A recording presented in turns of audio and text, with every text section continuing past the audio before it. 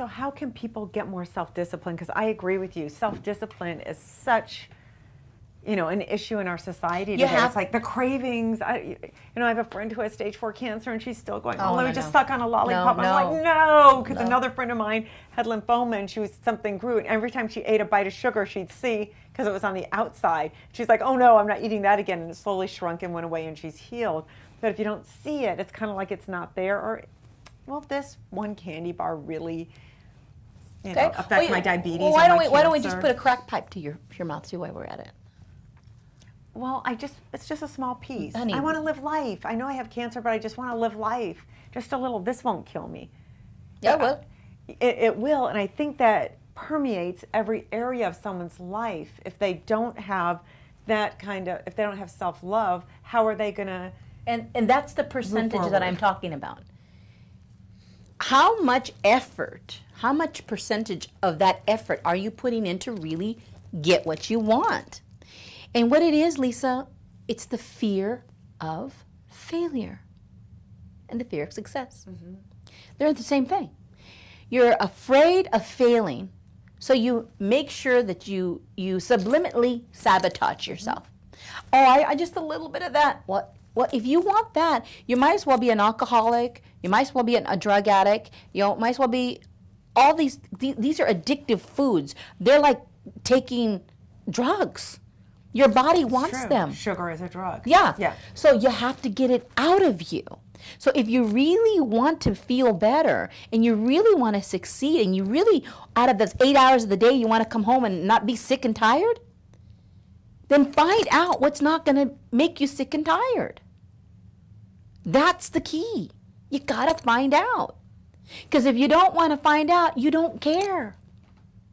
Yeah, I think, I'm a counselor, life coach, and most of my clients who come here suffer from anxiety, depression, low self-esteem, or life's just not fair. Now there's the 1% and there's the poor. And it's impossible to get anything going today. So they feel they have to carry this boulder up a mountain. They said it's just not possible today. It's so funny because you said anxiety. I've never had anxiety until just recently. I was selling my house, and my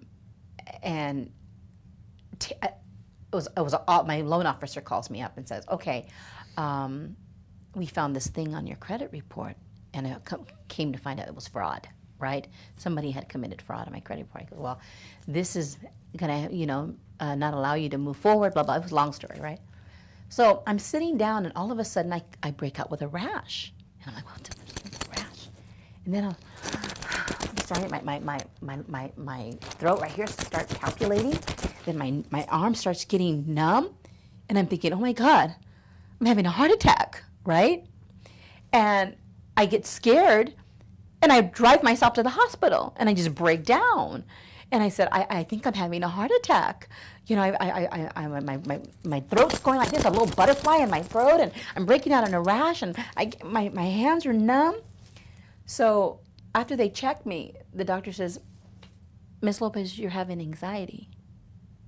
And I'm like, anxiety? Yeah, what's going on in your life? And I told him, I go, oh.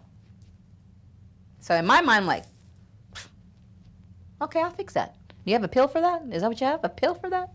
So he gives me the pills make me drowsy, and I'm like, okay. So now when I feel a little fluttering, I'm like, wait, okay.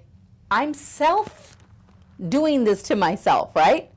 Okay, let's take it away. Let's wipe the slate. So I get like a little eraser. Okay, let's erase all the problems. Okay, let's calm down. And I can act, and that literally gets me out of anxiety.